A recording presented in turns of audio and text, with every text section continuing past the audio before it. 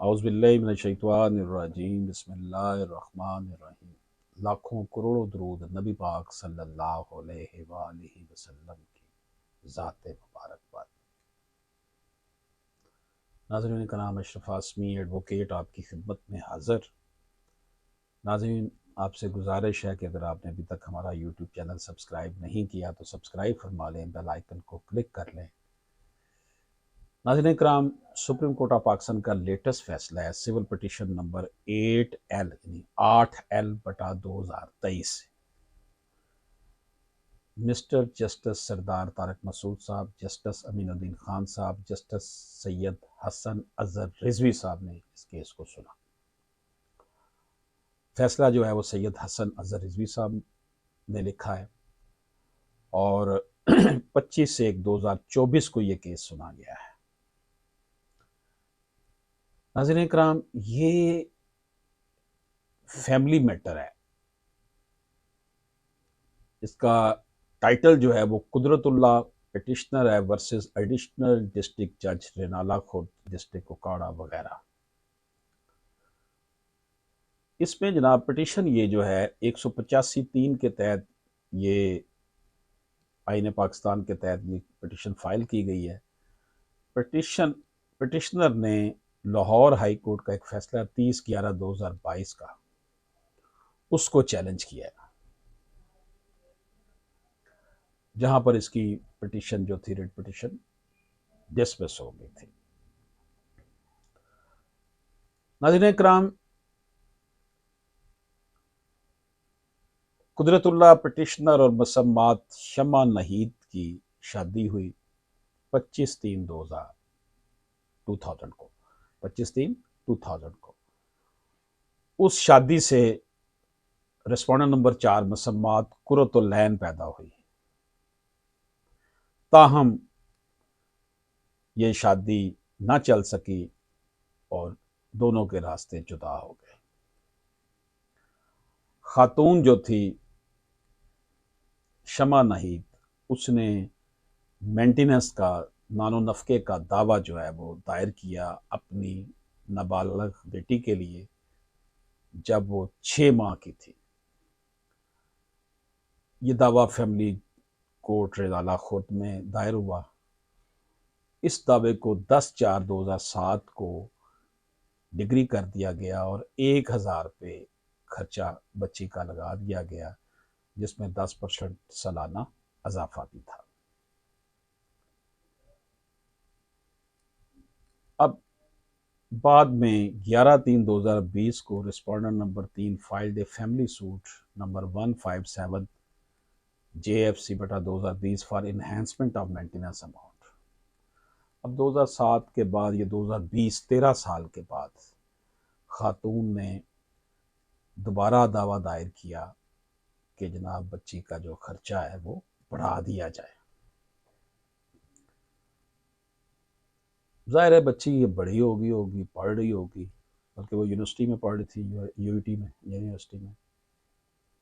अदालत ने उसका खर्चा 5000 कर दिया और 10% सालाना इजाफा। जो मर्द था बच्ची का बाप, उसने अपील कर दी एडिशनल डिस्ट्रिक्ट जज रेनाला खुर्द को कि जनाब ये अच्छा sorry, the respondent preferred an appeal before the learned additional district जज Renala Khurd for further enhancement of maintenance which too was allowed. खातून ने अपील कर दी कि ये 5000 जो लगाया है फैमिली कोर्ट ने थोड़ा लगाया है, इसको बढ़ाया जाए, इजाफा किया जाए कि बच्ची का खर्चा ज़्यादा है। तो अपील में वो खर्चा जो 5000 किया था वो 25,000 हो गया और ये जजमेंट और डिग्री जो थी 18/12/2021 को हुई। पिटिशनर ने एक रिट पिटिशन फाइल की 3332/2022 लाहौर हाई कोर्ट में, जो कि 30/11/2022 को डिसमिस हो गई। पिटिशनर का कहना था कि उसका आमदनी का जरिया उसकी पेंशन है जो कि 60,000 रुपये है।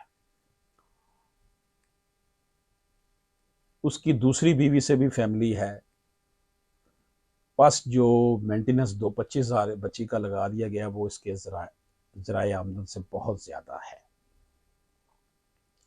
जबकि खातून का कहना था कि ये बहुत ज़रूरी है बच्ची की तालीम के लिए, क्योंकि बच्ची कॉमसेट इंजीनियरिंग यूनिवर्सिटी में इंजीनियरिंग की तालीम हासिल कर रही है, कॉमसेट यूनिवर्सिटी में, यूनिवर्सिटी ऑफ इंजीनियरिंग कॉमसेट में, और 8 सेमेस्टर में से 4 सेमेस्टर उसके पूरे हुए हैं, यानी अभी आधी तालीम उसकी बाकी है।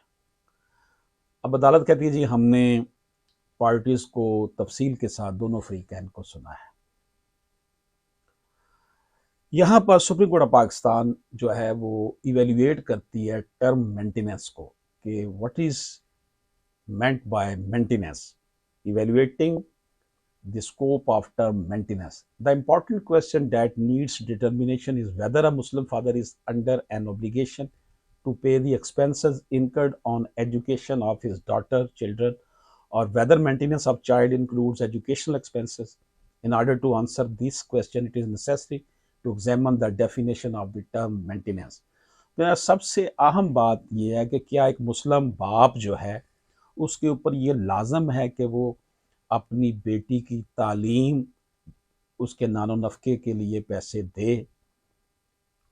अब इसके जवाब के लिए मेंटेनेंस की डेफिनेशन पर गौर किया गया कि मेंटेनेंस को जो फैमिली लॉ ऑर्डिनेंस 1961 में कहा गया है कि जनाब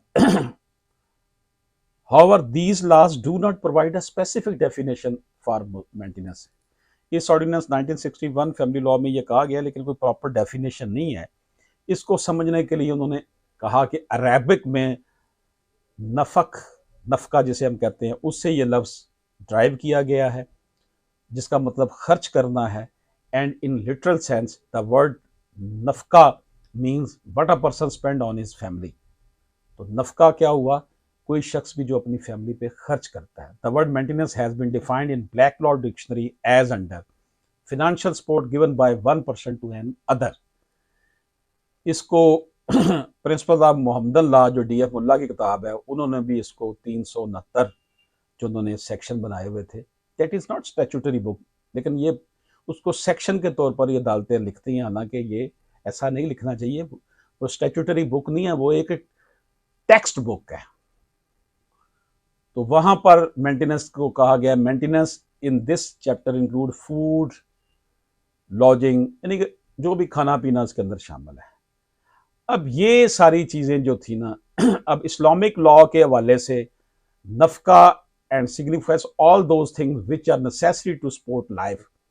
नानो नफका में सब कुछ आ गया कि जिंदगी गुजारने के लिए जो जो कुछ चाहिए वो होना चाहिए। इस हवाले से ऑनरेबल सुप्रीम कोर्ट ने सूरतुल बकरा की 233 नंबर आयत का हवाला दिया। And it is incumbent upon him who has begotten the child to provide in a fair manner for their sustenance and clothing। 34 सूरह निसा की आयत नंबर 34 में भी कहा गया men are the protectors and maintainers of women because God has given the one more strength than the other and because they support them from their means। अपने ज़राए से उन्होंने जो वसाइल उनके पास होते हैं, जो अर्न करते हैं, उससे खवातीन को उन्होंने मेंटेन कर। The right of child to maintain by the father is ordained by Islamic law. Islamic law में इसको ये कहा गया है जनाब कि ये वालदत की जिम्मेदारी है। Similarly under Pakistani law the maintenance of a child is an obligation primarily upon the father. बाप के ऊपर इसकी जिम्मेदारी है। The family codes act 1964 and the family law ordinance 1961 deal with the issue of maintenance of minors in Pakistan. अब यहाँ पर honourable court ने इंटरनेशनल लॉ का भी हवाला दिया है कि जो united nation convention on the rights of child 1999 1989, उसमें भी बच्चों के तमाम ज़रूरियात की बात की गई है। आर्टिकल 27 ऑफ UNCRC का भी जिक्र ऑनरेबल कोर्ट ने किया कि जनाब बच्चों के ऊपर जो है, बच्चों की फलाह बहबूद, उसकी तलीम, सब जिम्मेदारियाँ जो है ये वालदैन की और ख़ुसूसन पाकिस्तानी माशरे में तो बाप की हैं। While applying the same interpretation, it can be noted that although petitioner is not bound to provide the maintenance for education at higher level, However, he is duty bound to provide maintenance to respondent number 4 till she completes her graduation studies। क्योंकि जनाब ठीक है को higher level की बहुत ज़्यादा तलीम जो है वो अगर नहीं दी जा सकती, इस हवाले से एक केस था अलफदीन वर्सेस मुसम्मद परवीन अख्तर, ये जो है PLD 1970 SC 75 में आया था कि आला तरीन तलीम के लिए खर्चा देना बाप की जिम्मेदारी नहीं है, लेकिन उसने कहा जनाब हायर लेवल्स एंड इन्फ्रेंटम की बात नहीं है, ये तो भी ग्रेजुएशन कर रही है, जो जो डिग्री है कॉमसेट की इंजीनियरिंग की, ये तो ग्रेजुएशन लेवल की डिग्री है। तो इसलिए we have carefully examined the impugned judgment as well as the judgment passed by the learned judge of the appellate court that was upheld by the high court and find that reasoning advanced by appellate court is justified and plausible. Before enhancing the maintenance amount, the appellate court duly undertook expenses and analysis and concluded that sum of rupees 25,000 is required to ensure the continuation of the study of the respondent। जो निचली अदालतें उन्होंने पूरा carefully observe किया कि इतने पैसे 25,000 कम अज़ कम चाहिए उसकी तालीम के लिए। Therefore, the amount of maintenance so granted is neither excessive nor unjustified। ये जो 25,000 रुपया खर्चा लगाया गया ये गलत नहीं है। Normally, this court refrain from intervening in the concurrent finding unless they are unreasonable। उनका जनाब आम तौर पर ये जो अदालत है उज़्मा है, सुप्रीम कोर्ट ऑफ पाकिस्तान है, ये कंकरेंट फाइंडिंग को नहीं छेड़ती जब तक कोई अनरीजनेबल, आर्बिट्रेरी या इमेजिनेटिव बात ना उसके अंदर हो। Petitioner has failed two point out any legality और infirmity, so also none reading or misreading of evidence, hence no case of interference has been made out। Consequently, this petition being devoid of merit is hereby dismissed and have is refused। तो नाज़रीन इकराम, पहले इस बच्ची का खर्चा 1,000 रुपये लगा रहा 13 साल, बाद में उसकी वालदा ने इन्हेंसमेंट की एप्लीकेशन दी तो फैमिली कोर्ट ने 5,000 कर दिया। वालदा ने कहा ये थोड़ा है, इसे बढ़ाया जाए। अपील में आ गई डिस्ट्रिक्ट कोर्ट में, उसने 25,000 कर दिया। बाप जो था वो आ गया हाई कोर्ट में कि जनाब ये तो बहुत ज़्यादा है, मैं ये तो पेंशन 60,000 है, मैं और दूसरी बीवी में से भी मेरी औलाद है। तो अदालत ने बरकरार रखा 25,000 वाला। वजह यह कि जी वो ग्रेजुएशन कर रही है, कॉमसेट यूनिवर्सिटी से इंजीनियरिंग की तालीम ले रही है। वो सुप्रीम कोर्ट आ गया, सुप्रीम कोर्ट ने भी कहा कि नहीं, ये कोई बहुत ज़्यादा हायर एजुकेशन नहीं है, ये ग्रेजुएशन लेवल की तालीम हासिल कर रही है, ये जिम्मेदारी तुम्हारी है। इस हवाले से सूरह निसा, सूरह बकरा का और इंटरनेशनल जो कन्वेंशन है उनका जो है वो रेफरेंस दिया honourable supreme court of Pakistan ने। और इसके साथ साथ honourable supreme court of Pakistan ने जो हमारे रस्म व रिवाज हैं इस खत्ते के, उसके हवाले से बात की कि औरत के मुकाबले में मर्द के मीन्स रिसोर्सेज ज़्यादा होते हैं। तो ये थी नाज़रीन इकराम इम्पॉर्टेंट जजमेंट। अशरफ आसमी एडवोकेट को इजाज़त दीजिए। अल्लाह हाफिज़।